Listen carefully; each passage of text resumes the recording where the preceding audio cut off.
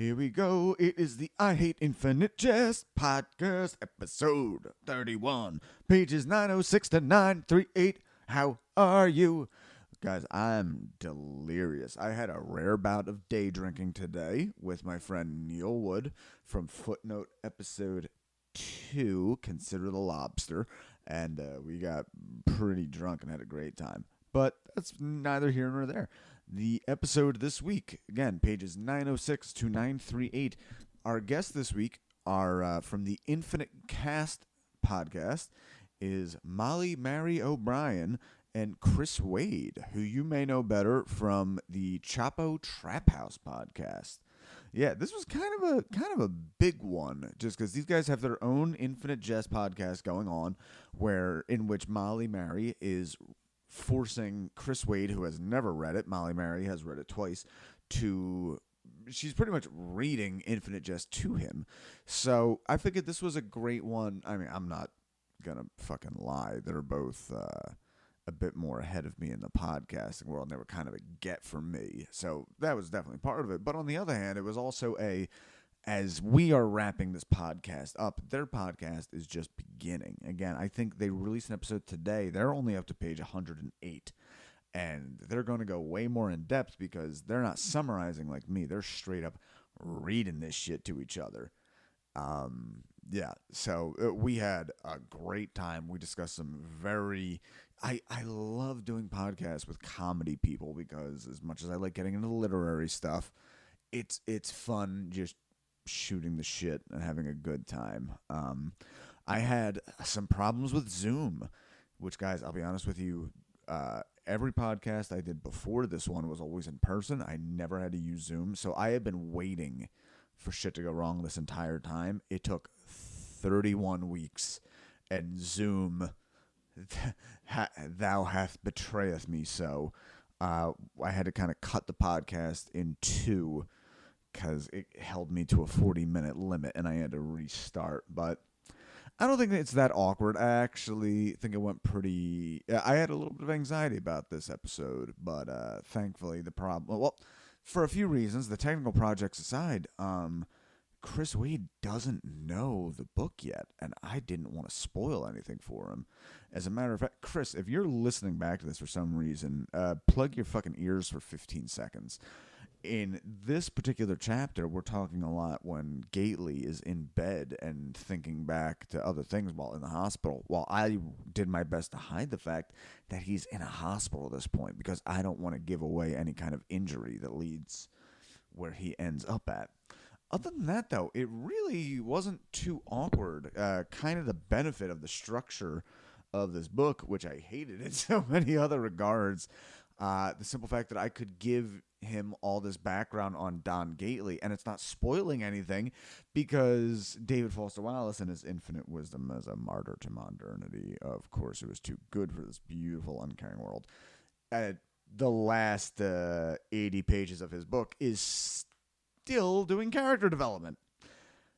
And I didn't care for it much, but it helped me in this particular podcast. So again, enjoy this one.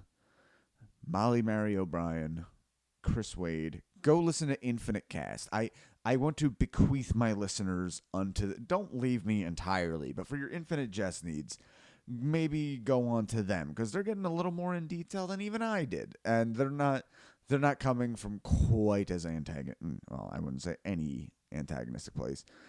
Molly Mary has some very funny points on David Foster Wallace's writing of women, and most modern male authors attempt to write women. I have talked enough. No song this week. We have 2 more episodes from this. I've already recorded one of them. You'll have songs the next 2 weeks. Coming in for a landing, guys. I'll see you next week. 2 more episodes left. I Hate Infinite Jest. Again, Molly Mary O'Brien and Chris Wade of Infinite Cast. Check out our episode and check out Infinite Cast. I'll see you guys later. All right, I'm recording. Okay, here we are. I Hate Infinite Jest, episode 31, pages 906 to 938. My guests this week, you will know them from the Infinite Cast. That would be Chris Wade and Molly Mary O'Brien. How are you guys doing? just great. Oh, Thank wonderful. Yeah, Molly, I have been. Thanks for having us. Thank you. I have been trying so hard to get the order of your name right. I It's very Irish in a sort of Metro Boston way, isn't it? Yes, well, I come from an Irish Catholic family, so I have one of all three. I got the complete collection in the family tree. So yeah, I came across you guys. I found you were doing the Infinite Cast, where you are quite literally reading Infinite Jest to Chris, who has never ever read it. That is correct. Okay. This follows the model of our other first podcast where I basically tell Chris about a different like musical piece of writing each episode. So I'm basically just explaining a lot of things to Chris. Yeah. Traditionally, I have not been I've not been a heavy reader, but I'm changing it this year. Books are back on the table. I've read I've been plowing through some fairly dense tomes of American history, and I'm finally actually reading Dune for myself, just for pleasure. Ooh. So we're doing books again. Okay. Folks, books, they're good. See, I've had a few people write into me what book I should do next. I want to make it more like a culture podcast, but I don't want to lose the book people, and Dune is very high up on that list. A lot of people are asking for Dune. Yeah, so, something about Dune. Dune is in the air. I mean, maybe it's just the movie, but also, yeah, that is honestly the thing that I thought would be the next book that we would tackle for our cast as well. Because the idea is, we started this podcast because people are constantly talking about Infinite Jest online, especially in the context of it being like a book that like hipster dudes have read, or like the only book that that young males read to seem intellectual, and it was always kind of a joke between me and Molly that Molly is the one between the two of us who has read Infinite Jest twice, and I had not. So the kind of joke concept of the pod is she's reading Infinite Jest to me to see if boys can like Infinite Jest too or not. Are you? And it seemed like the proper inverse of that was for me to read Dune to her. Oh, there you go. I was gonna say, is the end of this life cycle you writing pretty snarky little blogs and like, oh my god, these Infinite Jest girls, they won't stop. I won't stop until the cultural stereotype gets completely subverted and people are tweeting about how obnoxious women are for not shutting up about Infinite Jest. Yes, I mean, I'm on a mission. There you go. I mean, I do think it's a little. I mean, it's kind of unfair just because it is a pretty male-centric book. So I pretty much record all of these episodes in order, but because the end of it is coming right up against Christmas, I actually recorded the very final episode yesterday. Oh, wow. Yeah. And we got pretty deep into the like, okay, now that we've gotten all the way through this, like, Chris, what was your opinion of the Wardeen chapter? It's rough. So, I mean, one of the things that we're getting at in our read through it is that, like, Wallace really only has like 4 things that he cares about. Mm-hmm. One of them being the nature of grammar as like an academic interest. And so, on one sense, my interpretation of the Wardeen chapter was very much him, like as a mental exercise, attempting to write in that kind of vernacular English as a way to prove that it can be done with like a set of prescriptive grammar rules, even though it is a vernacular English like, I don't know what you call it, a subtype genre or something. But so it's more like it comes off as like an intellectual exercise, but then at the same time, it's just very weird and stilted and possibly racist. I don't know. It's one of the clunkiest things in the book so far. And it comes up like right away. Yeah. It's like what, in the first like 30 pages? Exactly. Yeah. But here's the thing we were discussing yesterday, which was like the overall, like, okay, let's look back a little bit on the beginning and try to get a better feel for this. It doesn't really pay off. I don't think I'm spoiling that for you. Like and you'll hear a lot of the apologists like, well, actually that character shows up in the background for 3 seconds on page 903. Like, yeah. And I've heard a lot of like, well, it's supposed to be cringeworthy, but then I try to bring up like, this was 1996. I really don't know how cringeworthy that. I wonder how many people at the time of its initial publishing were just like, oh yes, that is that character, because they had not yet had the shame of the ages put on them. Yeah, it really doesn't pay off. And if you argue that it's trying to like help illustrate this vision of like poverty in the greater Boston area, like he does that way more effectively elsewhere. Like in talking about Don Gately, he's way better at kind of describing what that looks like, as opposed to like a one-off scene where he's just talking shit. Yeah, and I mean, again, my prior to this, I've read all of David Foster Wallace's nonfiction, or I don't know all of it, but his 2 big collections of it, which is where my thought about his, fascination with grammar and prescription comes from, because he has that long essay about grammar and prescription in which he specifically relates the anecdote of talking to a black student of his about how she should learn how grammar in vernacular English works before choosing to write in it in her own work, which seems very related to this text. But it's, like the book just slams to a halt for him to like go on this little jaunt into vernacular English grammar. And it's so far one of the only parts that like hasn't progressed in the book. Like that plot has not come back yet for me, and we're like 110, 15 pages into it. So do not hold your breath on the risk. There's no like, don't worry, it's so gonna pay off. It does not happen. And particularly so early in the book. So I started this podcast because I tried reading this like 10 years ago, and I got 400 pages in, and eventually I was like, why am I even doing this? Why? And it wasn't like I had a friend who encouraged me. Frankly, another reason I started the podcast, I do stand-up here in Philly. There's only like 3 people who read books at all. Like, I don't know if it's just my particular scene, but it's not we're dumb as fuck down here. I mean, if you met a Philly comic, I'm sure that comes across a little bit. But it was actually funny because I started this thinking like, I'll have enough people in my, social circle that'll fill this. And then I ran out of people I knew personally like 4 episodes in. That's Matt Chrisman from Chapo Traphouse's take on this, is of the joke of like, oh, men only like one thing and it's fucking disgusting, and it's infinite jest. Is like, if you meet a man, if you are a young lady who has met a man who has read a book in the last year, you are already, because you should consider yourself lucky.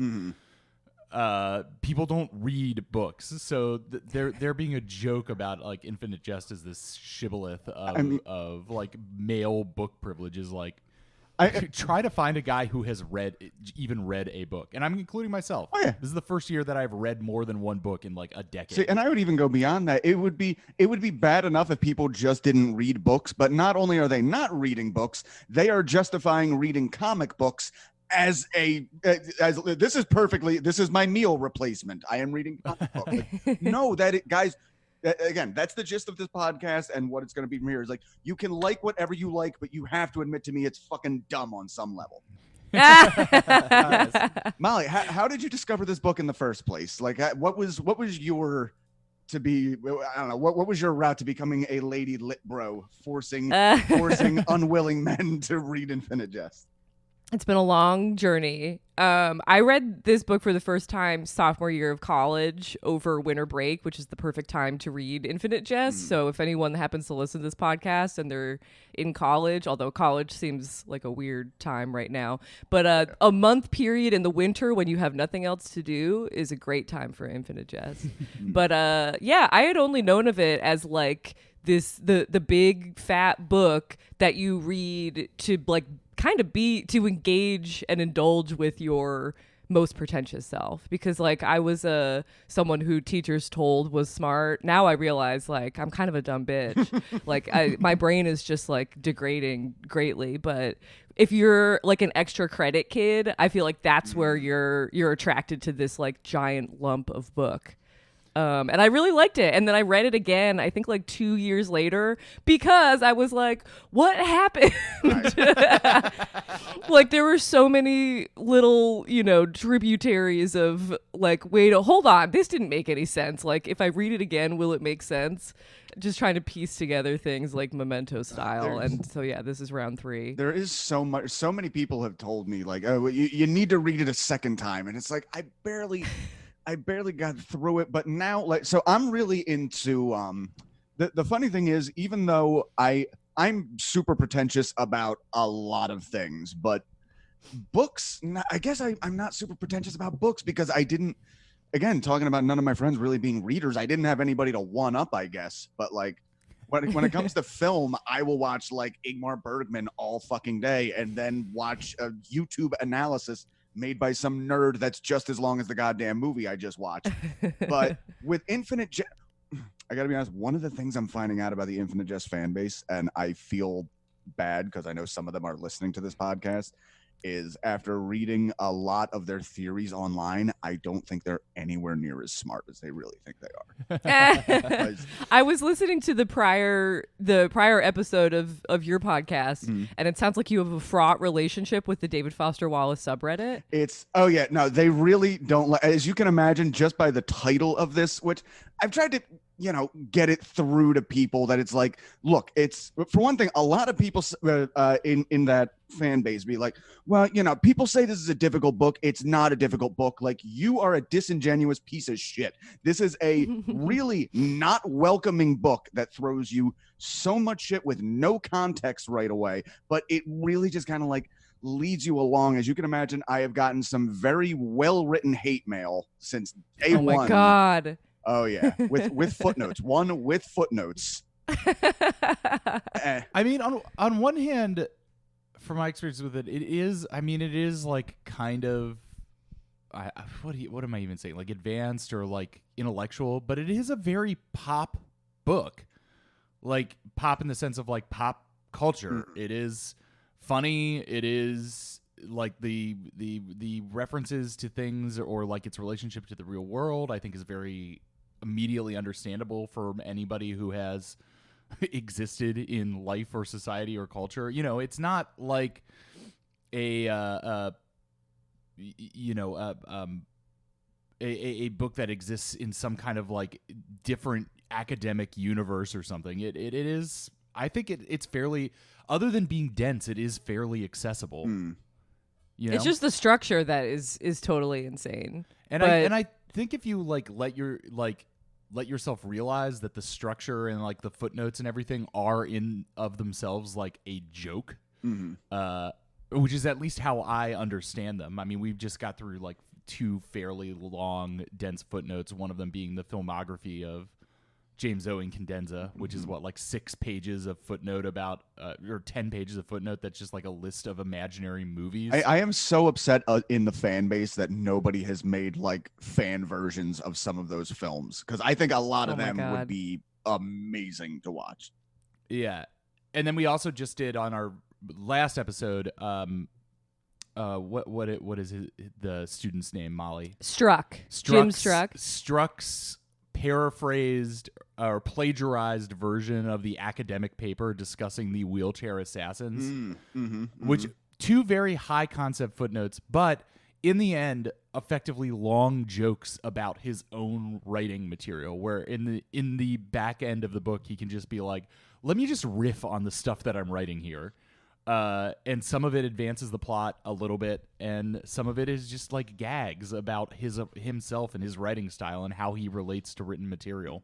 I mean, I think it's very approachable as like a joke.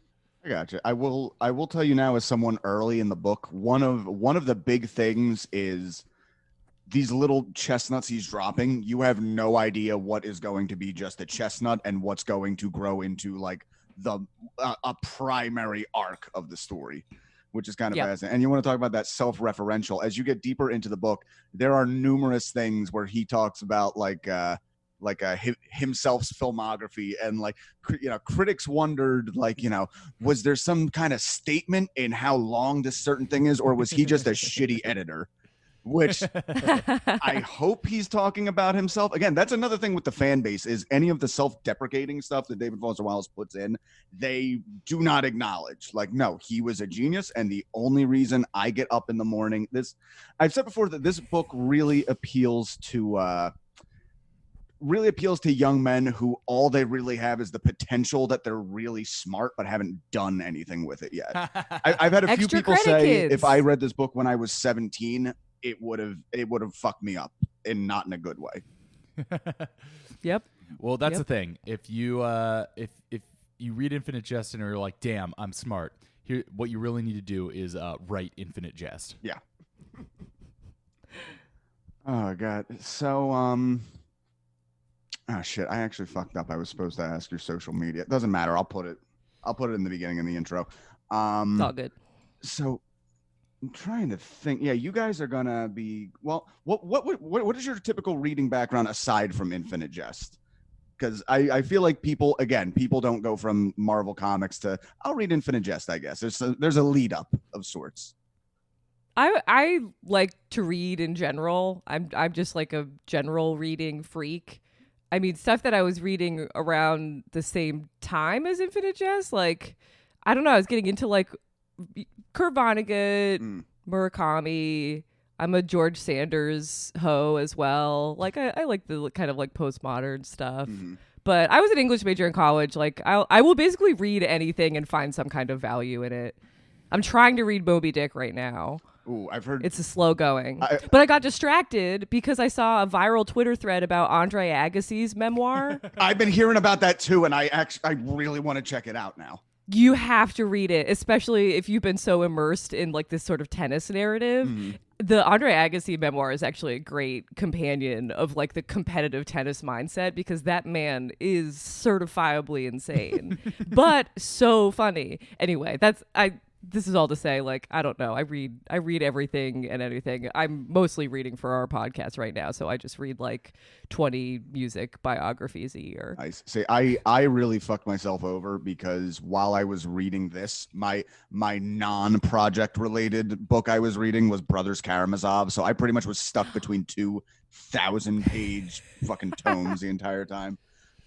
You mentioned That's Vonnegut. aggressive. I love Vonnegut. I think one of the things I've said to a few people that the reason that Infinite Jest and David Foster Wallace, I like his nonfiction a lot, but I think part of the reason I'm just thoroughly non-charmed by his style is that Vonnegut got to me first. Like, Yeah. everybody has that guy who like, or gal, whoever, that art that like really broadens your perspective and like, oh, I never thought of it that way. And just so many people got to me before Wallace did.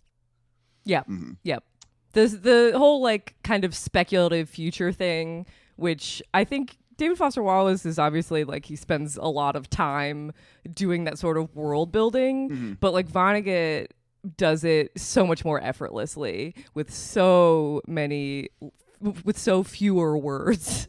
Agreed. And I think it's also kind of like, it's fun to have all that detail there, but then it's also fun when Vonnegut just goes like, yeah, gravity was heavier some days. Like, that's all I need. Yeah, right. Keep it simple. So yeah, Chris, what would you say is more your literary background? By the way, if you're reading like American history stuff, I cannot recommend enough the 3-parter on Teddy Roosevelt, which I found fascinating.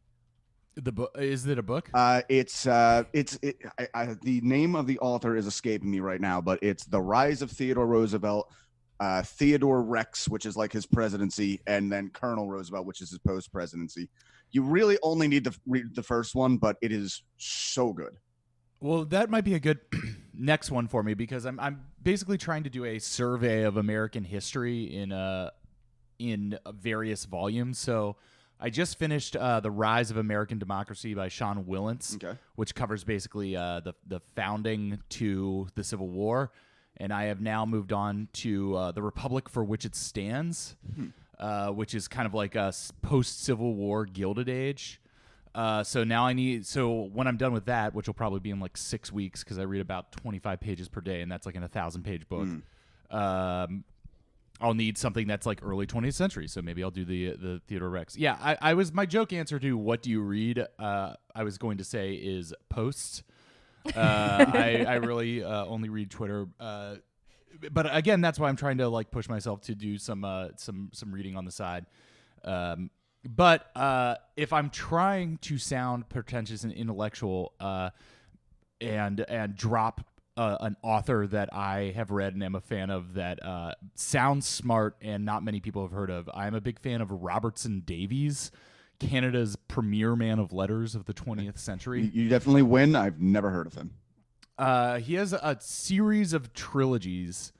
Of book trilogies that I find very good. It's like a combination of like a very dry Canadian humor and social observation, but then also like a spiritual mysticism inspired by Jung's psychoanalysis.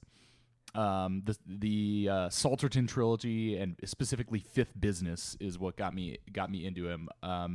It's good. It's about like what happens when one mean action of a child creates a generation-spanning set of consequences that ripples through people's personal lives, and also everybody in this guy's life is a Jungian archetype. Yeah. Okay. Right. So Canadian. This seems like you might be some kind of sleeper cell for the AFR or something, bro. maybe. I think this guy has more Ottawan values, More Ottawan energy than more Ottawan Quebec energy. energy. Oh god. You know, it's such a shame that I feel like two of the things I really wanted to get people on here to get their perspective was I wanted to get some people who had been through AA and recovery, which I found several of, because they taught. As a matter of fact, despite not really, now that I've finished the book, the overall consensus is I really didn't like it to begin with. I started liking it a lot and getting really excited. And the ending, not only did I not like the ending, it made me not like anything that I was liking before it. Everything got ruined. But despite all that, a lot of the stuff on recovery, I would, my mother's in recovery, so I would relate a lot of that stuff back to her, which she found really interesting. The other thing, I really wish I could have gotten a disabled person on to talk about the depiction of the AFR, but despite searching, I could not find them because they are wily and do not be seen unless they want to be seen.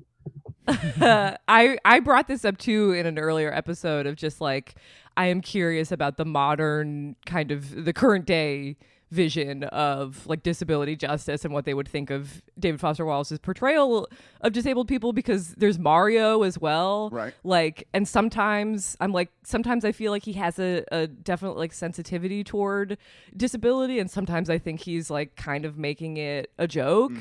And yeah, I would also like to hear a disabled person's perspective on this. That will have to be another podcast, unfortunately, because I never found it. So just start it over again once you're done. Everybody Done, back to keeps telling me to do that. I don't, guys. It took 6 months to do this, and it hurt. That's why the first episode we're doing after Infinite Jest is we're just ripping on fucking Napoleon Dynamite. That's it. Like something. Oh, wonderful. Because that was what. That's a nice balm. Yeah. What that was another one that I actually really equated the two in that I was always looking for something like great. I wanted great art that was either going to crack me up or make me feel something. And much like Infinite Jest, Napoleon Dynamite was like, oh, you got to check it out. It's so great. It's so funny. Imagine, like, it would be one thing if it was just a movie I didn't like.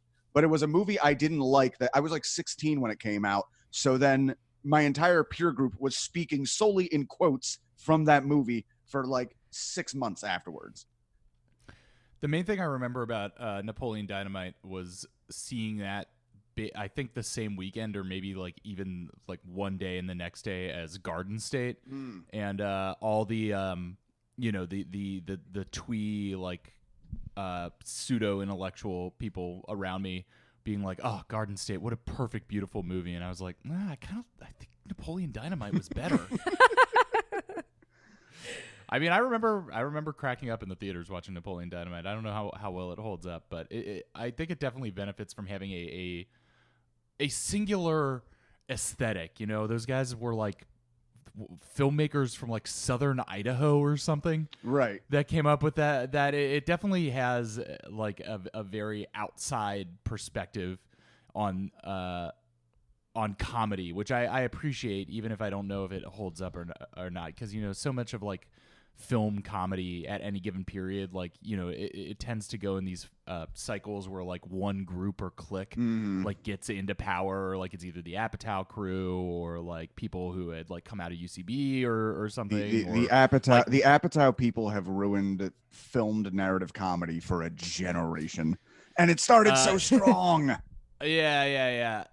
So I always appreciate when there's like some kind of singular or unique vision in film comedy that comes to the forefront, and for that perspective alone, I can give Napoleon Dynamite credit for at least being its own thing. It swept everyone's minds though with like a freakish. I think that's what you're maybe responding to, is that like everyone went from zero to just like totally brainwashed by the Napoleon Dynamite language and vision. Yeah, I mean, that is I don't remember where it is because it's way back in the book, but one of the pet peeves that I've had, even though it is justified, is that I listened to a recent episode. You said that all the kids at Enfield seem like these weird obsessive compulsive like middle-aged people, which really kind of bothered me. If anything, the only thing that really made them feel like real kids to me is when they're like the Houster, halation, because that's how kids at that age talk to each other. Nobody has confidence or originality, so they're just repeating other funny things they've said. Yes. Yep. Children are dumb as hell. But the funny thing is that when you are that age, you feel so fucking smart. And part of growing up is learning and realizing that you are in fact a stupid baby. Yes, exactly. It's humbling in a way. Yeah. Sorry, I'm actually dealing with a little bit of a problem here. My Zoom is telling me that this meeting will end in 10 minutes, and I don't know what the fuck that is about. Oh, weird. Yeah. I see the countdown. Very stressful. Yeah, it's very stressful. Okay, I'm going to fuck it. Let's just go for 10 minutes and then maybe restart, because I don't know what to do. That's fine. Yeah, that's fine. Cool. I guess in that case, let's get into the notes. Chris, I'm not sure what to do with you here, because I got I'll hang back and pick just my let spots. it flow all over you. Yeah. okay. At least he's met Don Gately, so Yes, he has. But you've met a few of the people. yeah. I wish I'd gotten to you guys when you were like another 100 pages in, just because I would love his idea of where he thought everything was going. Right. Mm-hmm. Okay, so 906 to 911. We are in first perspective with Hal. He's lying on the floor. Just interrupt anytime you have anything to say. He's been told by Petropolis Khan that the Inkster is in hysterics. Of course, Hal seems calm to himself. He randomly thinks about how his father was buried in Avril's family plot in Quebec. Pemula says they need to talk. Have you gotten to any of the DMZ stuff yet, Chris? Chris knows what DMZ is. Okay. Which is to say acid that has taken acid. Yes. Super acid. Remember that, Chris?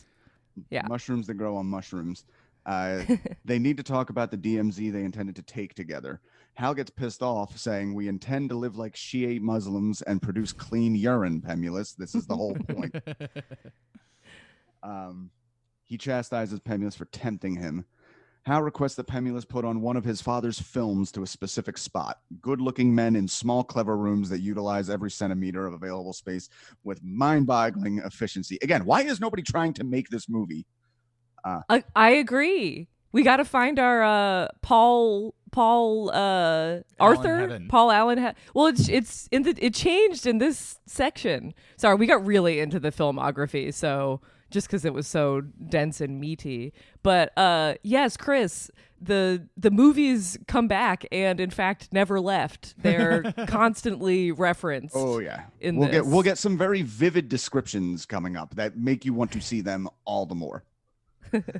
I do want to see them. I want to see all of his movies that are just like lens experiments.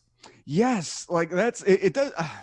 I do love the notion of a guy who got into film, who got into narrative film, who seemed to really only have interest in like one little thing. It would be like if a guy got into comedy who was just in it for the setups and punchlines be damned. I think I mentioned this on our pod, but one of the things that his movies remind me of is this a very film school movie that I had to watch in film school, by an experimental film by Stan Brakhage called Mothlight, that is made entirely by physically gluing pieces of dead moths to celluloid cells and then running them through a film projector, which seemed to have the same energy, or that is what it reminded me of. All of his things that are like, here is just an experiment of like lights and lenses. Yeah, I feel I need to watch a little bit more of the avant-garde film stuff, because I feel like David Lynch is like baby's first experimental kind of guy. But there's some like wacky shit you can get into out there if you really, really look into it. Okay. Yes. The moment Hal wants to see in the film is a teacher at a lectern speaking passionate words in a bureaucratic monotone that himself loved so much he always cast the same dull accountant non-actor in these roles, who is speaking about mankind's historical fear of water due to its terror in flood, but also its necessity to life. He weeps while his classroom is dead-eyed and bored. I think we can all relate to that. You know what's funny? Some of the stuff here I'm realizing isn't even really a spoiler, because like it's all like setting up stuff that, like, we have a whole thing coming up on Gately here that takes place way in the past. So yes, yeah, exactly. That's the thing, is like all of this stuff is sort of like mist. Like it all exists and then none of it exists at the same time. Yeah. It's great for a podcast.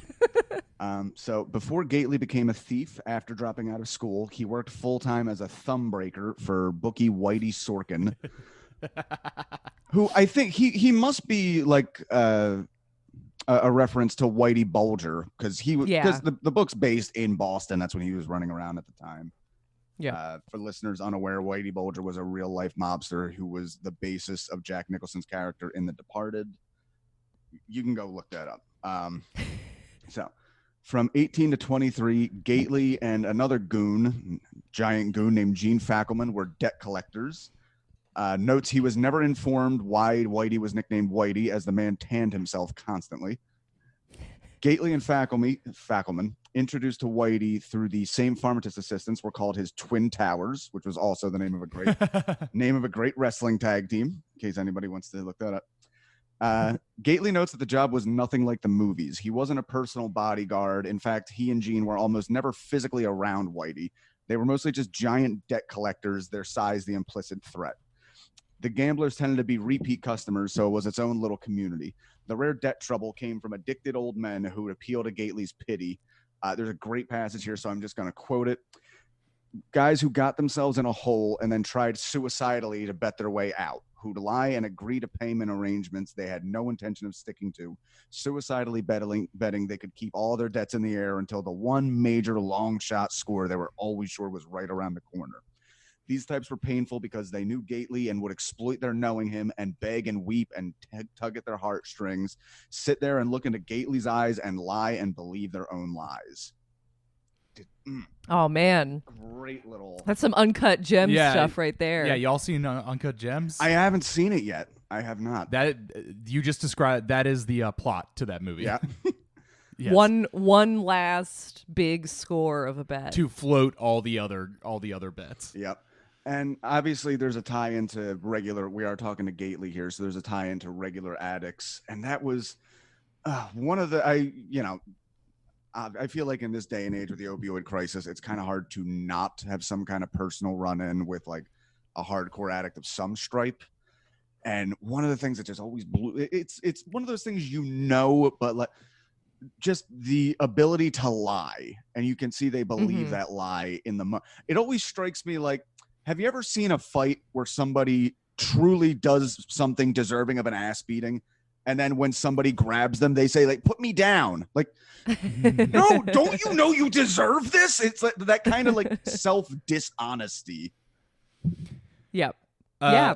Kind parallel to all this, I have no idea if Wallace was thinking about this, but towards the end of his life, while he was in prison, Whitey Bulger claimed to have been part of the CIA's MK Ultra program, being forcibly dosed with LSD as part of ongoing mind control experiments from the government, which I feel like feels very within the milieu of this book, that like a mobster being dosed with psychedelics from the government as part of a mind control program. Nice. All right, we're about to lose this, so I'm going to send you guys the other link, and I'm very sorry about this. All It's good. okay. We'll keep sign right rolling. back on. Okay, cool. We'll keep recording as well. Awesome. Thank you. All right, we're recording again. Well, actually, they never stopped recording. My anxiety is telling me they were talking huge shit on my incompetence while I was gone, and I agree with them. So, okay. You know what? While we're actually here, let's take a second. Have you guys, having done podcasts before, what is like the worst fuck up that has ever happened on a podcast? That's like real, like, ooh, I need to put out this fire now. Technical or like emotional? It can be either or. I mean, prior to this, I had a comedian on for a different podcast I did a few years ago who burst into tears in the middle. And I had the simultaneous, like, I really want to take care of him, but this is such compelling content, and I definitely want to put it out.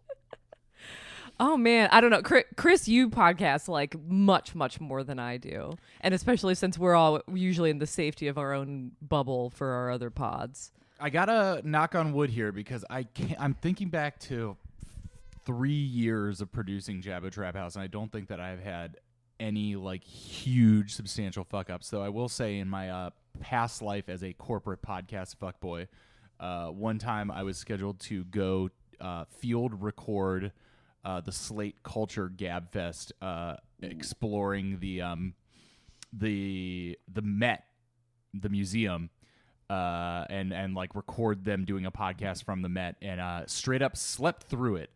So it was like all the like some of the most senior editors at Slate where I worked at the time, waiting, like including the editor in chief, like waiting at the Met for me to show up, and I was not there at all. Did you say you got hit by a car or something? It was one of those things where at the time I was like 23 or 24 or something. I very much felt like, well, I might as well just kill myself. Mm-hmm. Yeah. There no reason to ever show up at work again. Wow, that's a pretty good one.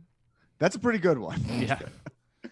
Okay, let's get back into this. So, again, I was so worried about the spoilers, and now, thankfully, the time fluctuation really isn't. This is all stuff you would have presumed have been in Gately's past. Mm-hmm. When actual violence was needed, Fackelman tended to take the helm. He was the crueler of the two and more restrained.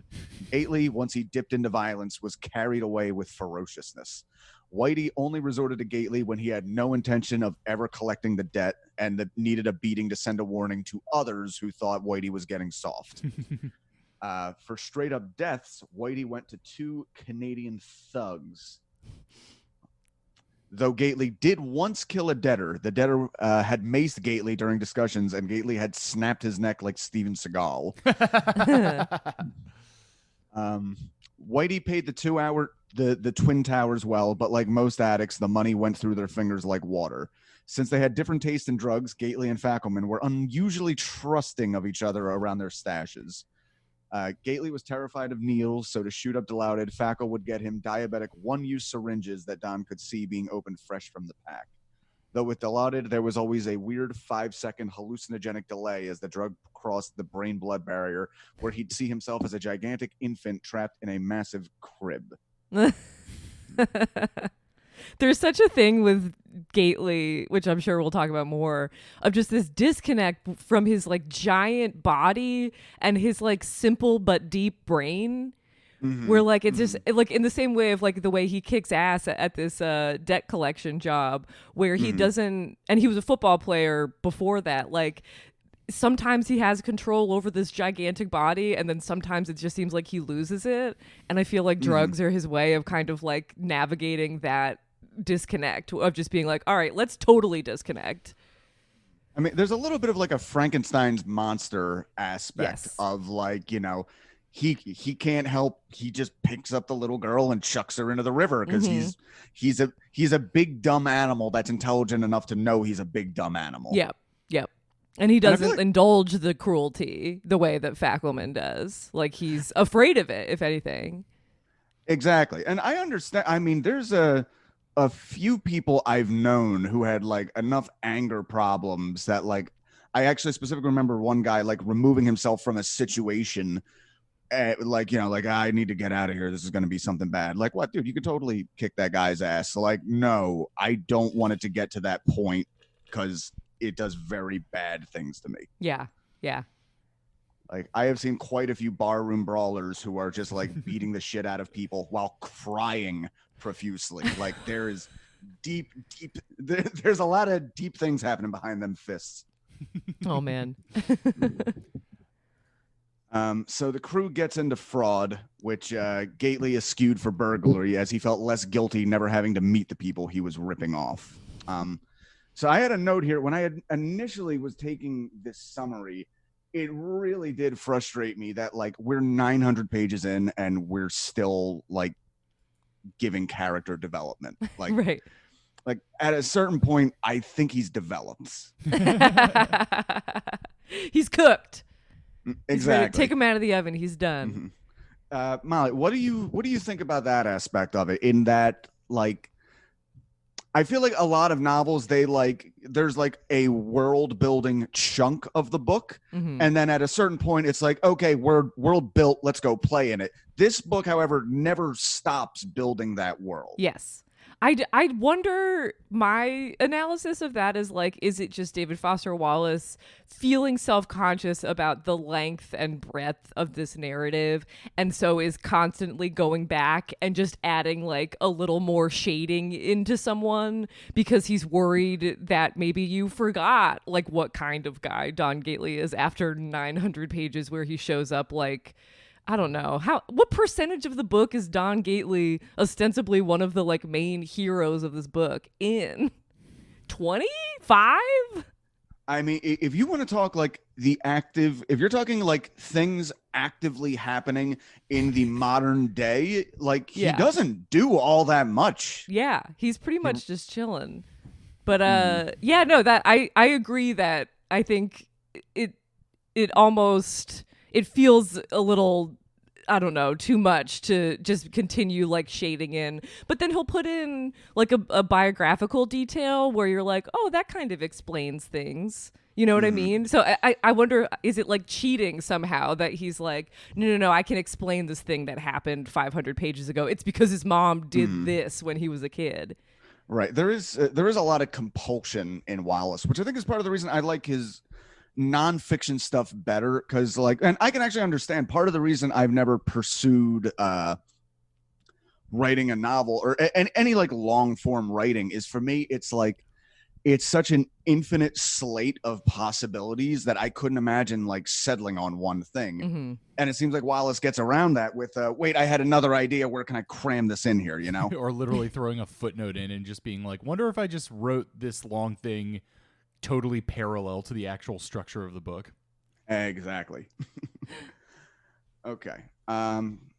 Continuing, we see Pemulus plant something in a drop ceiling tile. Oh no, that note is totally wrong. I realize now that I fixed it, that I finished it. There's something else happens with that drop ceiling tile. Anyway, Okay. He loves drop ceilings. He does, and he I talks don't about them frequently.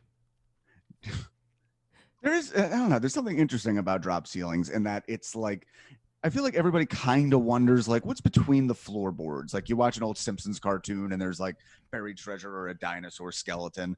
So maybe drop ceilings is like the accessible wonder that's where the of that ducks little live. mystery. I also feel like drop ceilings is such a good stand-in for like any place that you are in that has drop ceilings is not a place that you want to be. It is like a corporate office. It is like a bureaucratic room.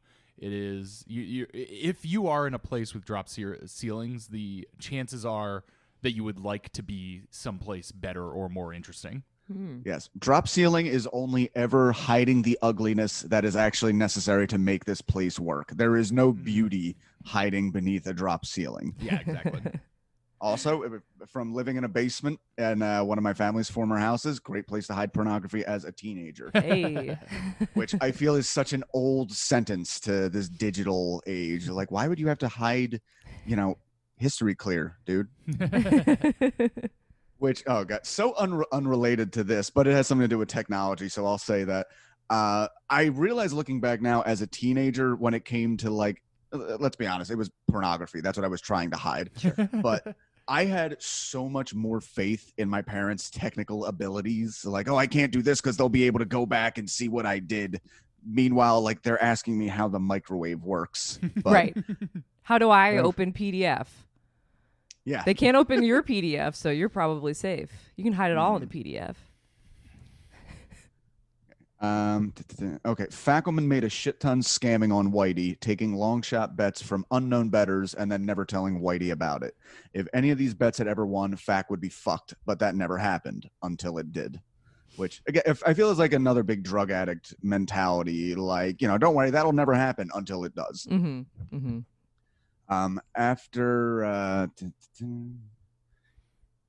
Sorry, I'm trying to go over spoilers as I go. Oh, thank you. Please do not consider me. Just spoil me.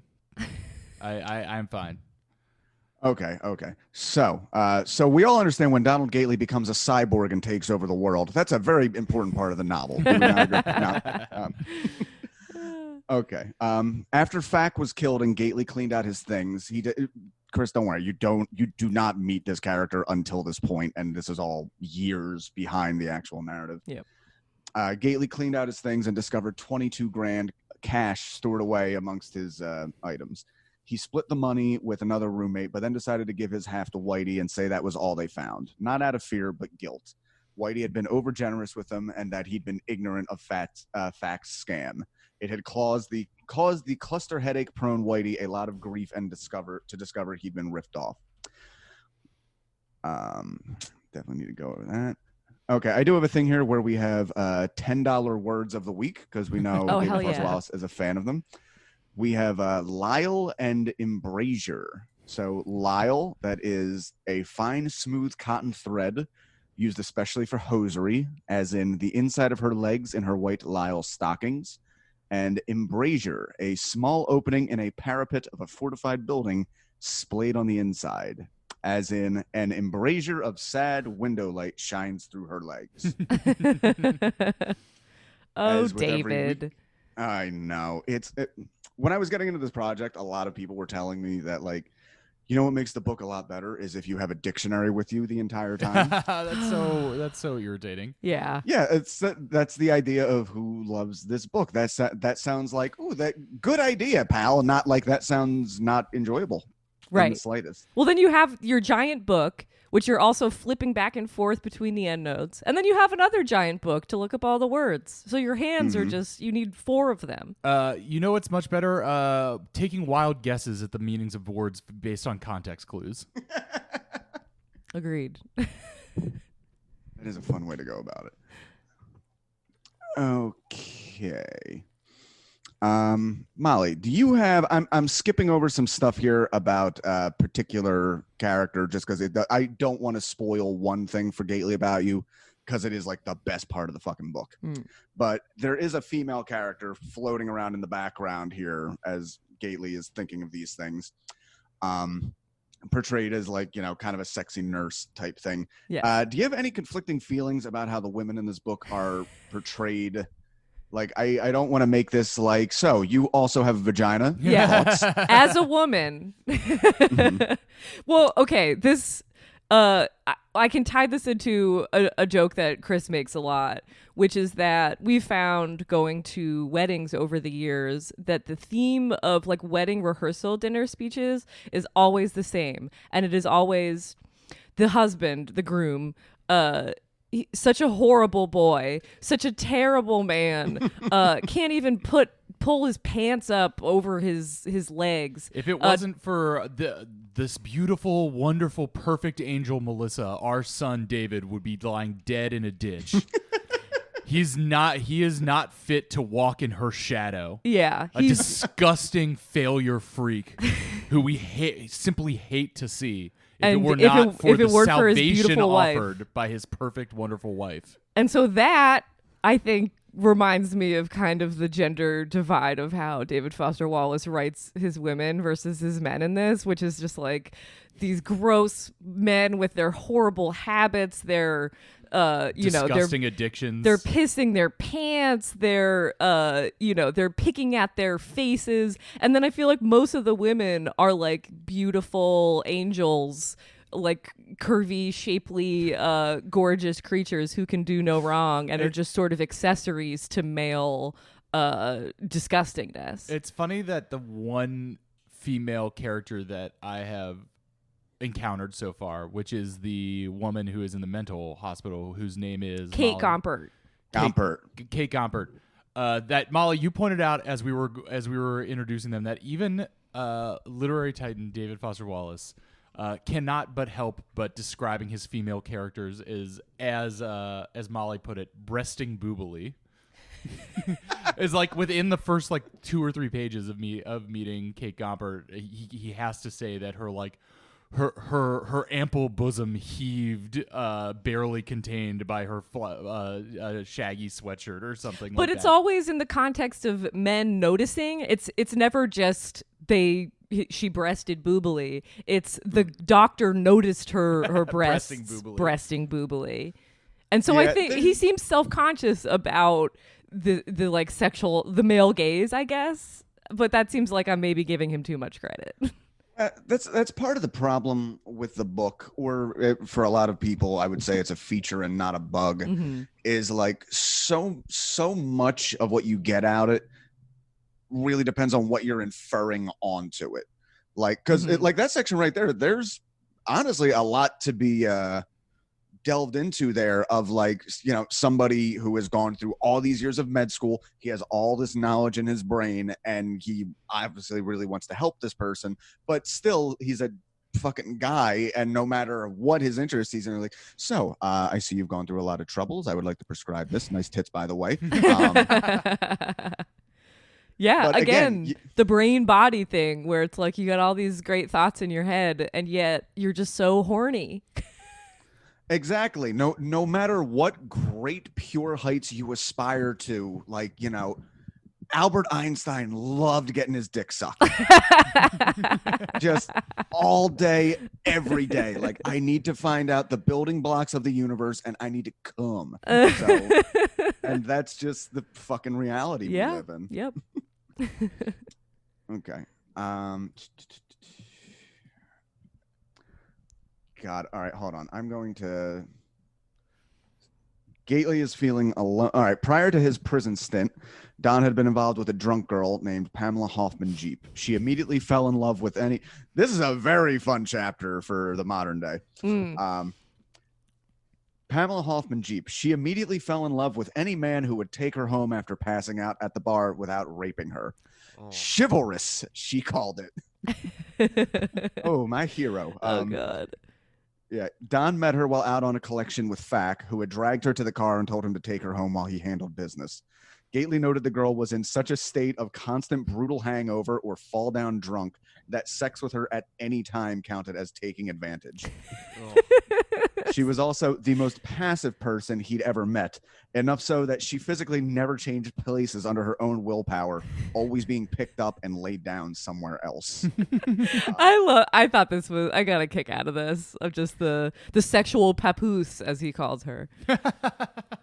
Yeah, there's just so I actually have a weird like connection with this too. I formerly dated a girl who was like legally disabled. She had like a connective tissue disorder, and like I frequently had to just pick her up and carry her places, like some giant. I remember we were at like a movie screening once, like a cult horror film festival, and she just passed out. So I had to like carry her. Like fucking like Rocky Horror carrying Dr. Frankenfurter down the aisle while all these people are watching this movie, and then just a silhouette of carrying an unconscious woman, just like that's fine, it happens all the time, don't worry about it. Oh man, I feel like he's maybe nailing somewhat of a female fantasy, which is that it's fun to be baby. Yeah. Sometimes you just want to be baby. It is fun that like I feel like with men and women there's like I've just seen this with a lot of people who are like settling for their partners, and I feel like for men it's like, well, at least she has big tits, and for women it's like, well, at least he's big. Yeah. If nothing else, you can just get carried around like a little baby. I also love the Pamela Hoffman Jeep thing where she's always wearing like prom dresses and gloves. Yes. And she's like the way she talks, like it sounds like she's almost has like a mid-Atlantic accent of like, don't be trying anything with me, young man. I can sort of see her as like Stella from Streetcar. Yes. Only a more executive. Oh, I've always counted on the kindness of strangers to not rape me while I'm passed out. Yep. Yep. Yeah, Gately found her strangely attractive as her constant sleeping always gave the impression of post-coital afterglow. Pamela had given Gately the gist on how Fackelman fucked himself over. The narrator tells us how Pamela keeps passing out and including way too many details, which is then shown in text with her trying to recount the story but constantly sliding into side stories. Again, David Foster Wallace referencing himself, portraying himself as a drunk lady in a prom dress. Long and short, it appears that Fackelman took a bet from a guy known as 80s Bill, who made... Oh, no, it gets more interesting. Who made huge debts, and despite being super proud of his alma mater, Yale, he one day calls in a massive bet against Yale, hinting that he knows something. Anyway, when he goes to make this huge bet against Yale, his alma mater, Fackelman calls it in, and the secretary gets it wrong. Puts it in for Yale. So despite this, and also there's a mole on the opposing team finds out that one of the team players has a condition where his balance gets fucked up after sex. So the opposing team has pretty much put pretty girls and floozies all along the road to the hotel to try and fuck up this guy's game the next day. Despite this, and involving the handiwork of feminazis attacking the opposing team, that's just kind of thrown in there, Yale ends up winning handily. So basically what happened is 80s Bill lost the bet, but because the bet was put in wrong, Whitey Sorkin thinks that 80s Bill won. So pretty much he's in a position where the bookie thinks he lost, the gambler thought he lost, and there's all this money in the middle that really doesn't have a destination, so Fackelman takes it. Amazing. Yeah. Which is neat. This is also one of those little things, though, where I feel like everybody talks about what a genius David Foster Wallace is, and I think he is to a certain degree. But I think I think a lot of the things he writes about, he learns just enough to seem like he knows something about. Totally. Like, we get a lot of math stuff later in the book that, like, for all I know, could be, like, hack math. Like, he could called up a friend that was good at math and say, hey, I need something for this, and then just take that. Can you read this and tell me if it sounds plausible? Exactly. But, like, right here where he talks about, like, this guy, despite being, very proud of Yale, he betted against Yale, where it's like, that's kind of gambling 101. Then again, I think part of that might have been me as a child. And I just went, Daddy, why are you betting against the Eagles? He's like, I love the Eagles, but they're not going to make me money today. So it's just such like a 101 thing. Here's the fun part with 80s Bill. The unraveling of all this is Whitey, the bookie, his headache doctor and confidant, 60s Bill, is the father of 80s Bill. And 60s Bill is, he's like, he gives him like therapeutic light treatments or something because Whitey gets like migraines. That's the other. David Foster Wallace is obsessed, and Chris, we'll see more of this as we get through it. Obsessed with craniofacial pain. Like that's like a theme through Infinite Jest that I don't quite understand. Like why he cares, but he's so into this idea of people being like, what's the word? Just totally fucked up with like headaches or migraines or like other things, and I wonder if that's like some kind of metaphor he's using for depression or something. Regardless, it does strike me that David Foster Wallace seems to hate heads in general, and I actually don't mean that as a joke entirely. we did a side episode on This Is Water, which is the speech he gave at like Kenyon College. Mhm. And one of the things he has in there is he talks about the brain being a great servant, but a terrible master. And it maybe takes a little too far. Like, you know, when people kill themselves and they shoot themselves in the head, they're destroying the master. But it's also like, well, that's also just the quickest way to die, David. But he does seem to be somebody who, while I don't know it through crippling depression, from crippling anxiety and panic attacks, I have learned to a certain degree to kind of dissociate and like not trust my brain entirely. So I guess this might be putting a little bit of like a malevolent aspect on it, where it's like, oh, it's not just that I have a headache. My head is a different entity that is doing this to me. Yeah, my head is my literal enemy of the rest of my body. But also, the other thing I wanted to point out in this is that 60s Bob or 60s Bill or whatever is a Grateful Dead fan, and David Foster Wallace manages to get a dig in at the like continued fandom of Grateful Dead people and how they're hanging out in parking lots trading tapes and like, but they all have like oxygen tanks and walkers. And this was 24 years ago, and it's still still happening. The Grateful Dead are literally, the original members are literally dead, and people are still like, gotta check out Dead and Company. And the fact that John Mayer, of all people, came in like a hostile corporate takeover and is like, guess what? Buckle up, buckaroo. I own the Grateful Dead now. Now it's a mix of VH1 rock moms and also longtime hippies. We're gonna leverage the synergy and manage the value add for the Grateful Dead to take it into a new century. We see a lot of space for development in the Bob Weir space. Oh god. Okay. So basically, Fack is fucked. Gately notes that rather than do the smart thing, glue on a goatee and run far away, Fack did the addict thing. He went home and got really high and hid, thinking it would help him come up with an escape plan. Gately felt bad, but also went out to get high with him in the living room. The way he goes, where he's like trying to convince himself that he's sort of like he's tending to a sick person, or that he's just there for like moral support, when like really he knows in his heart of hearts that Fackelman just bought a shit ton of drugs with all of that money, and he just wants to get high as well. So heartbreaking to me. Oh yeah, it's the classic lying to yourself of addiction. That whole like it's like just one more. Like the big factor everybody knows is like when somebody has an intervention, they need to go to rehab. Like, all right, just let me get fucked up before I go. Right. Yeah. Yep. Which, and I understand that psychology a lot, because every time I try to go on a sober binge, like, all right, well, I'm gonna tie one on. You know, I want to make sure I go into this feeling my worst. Hal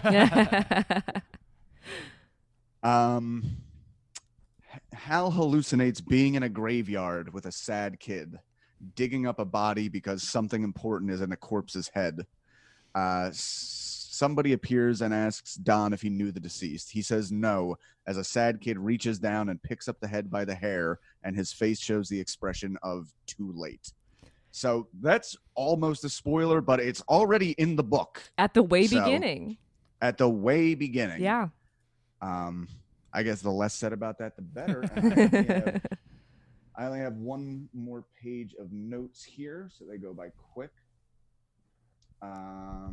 Okay, yeah. Mentally running from the danger Fack embarks on, and Gately accompanies a major binge episode, pushing into overdose territory. They just sit in place and get loaded again and again, pissing their pants, ignoring phone calls and the door buzzer. Fack repeatedly says his catchphrase, which usually gets great laughs, "That's a goddamn lie." After pissing and shitting themselves for day, Gately hears the buzzer intercom, and it's Pamela. He rouses himself up, walking towards the door before falling and blacking out.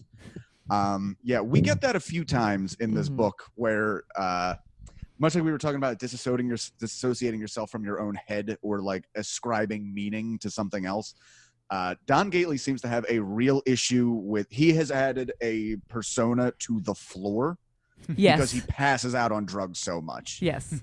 That like the floor is something that he is always in danger of is going to be rushing up at his face any second now. Yeah, the way he describes like trying to walk to the bathroom and that he's like dodging attacks left and right from the floor. Wild. Just wild. Yeah. So yeah, okay, that was actually not as much of a again, the timeline really saved us on this. That you can read this far in. And I'm actually curious what you're going to think now when you guys get up to it. Chris, what you're going to think now having had this preview. Well, I mean, honestly, from what you have described of this passage, it seems like it could be literally the next thing we read in this book.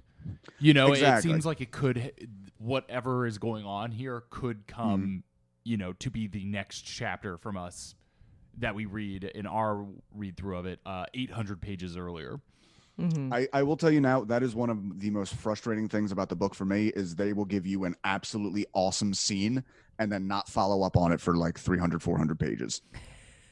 But also maybe that is part of it is like there's a real sense to this that you could like cut it up and reorganize it like drastically and it would not change the nature of the book very much. Yeah, you could definitely... I would be interested. I've read a few things online of people talking about how to read Infinite Jest chronologically. I found that too. Yeah. Which was strange to read. I mean, some of it's interesting, and obviously you would need to read it the one way, the main way first. It would be, let's be honest, it's kind of bonkers to read a book chronologically in that way, let alone the first time. But like one of the issues I'm really having with the ending of the book, without giving anything away, is I have seen like charts and diagrams online of like showing the plot movement, and more than half of the graph is stuff that is only implied or in one throwaway sentence. Like this, the real frustration I'm having, and Molly, I think you'll get more of this, is like I finally really came along to the book after he'd been planting all these seeds here and there and then started pulling the web closer and closer. And then to me, he got to the end and then just dropped it and like, all right, later, skater, have fun figuring it the fuck out. Yeah. The plausible deniability of like any of the possible endings is incredibly frustrating. And I feel like probably just ties right into his like the legacy of James and Cadenza of just like not ever being able to like stick the landing. Although you could argue that the entertainment that's did the that. exact wording I used. It does not stick the landing even a fucking little bit. Because there's so many moments throughout the book where, you know, you make the connection of like, oh, so and so is that, and then it's super satisfying. You know, your brain fills with dopamine, and then there never is that version of that at the end at all. Right. I will say now that I'm a few days past finishing it, I am coming to terms with it almost like a death, which like, okay, I have gotten over that it was not what I was hoping it was going to be, and I am coming to accept what it actually is. Yep. Which is a weird thing to feel about a book. Yes. Very strange thing indeed. You made me consider the concept of infinite jest graphs. And I am now Google imaging searching that, and there is a lot of material in this search that doesn't make a lot of sense to me right now, but I'm looking forward to eventually understanding what some of these charts and graphs mean. I mean, one day you will have enough context to look at those things and go, "Oh, now I know this is bullshit."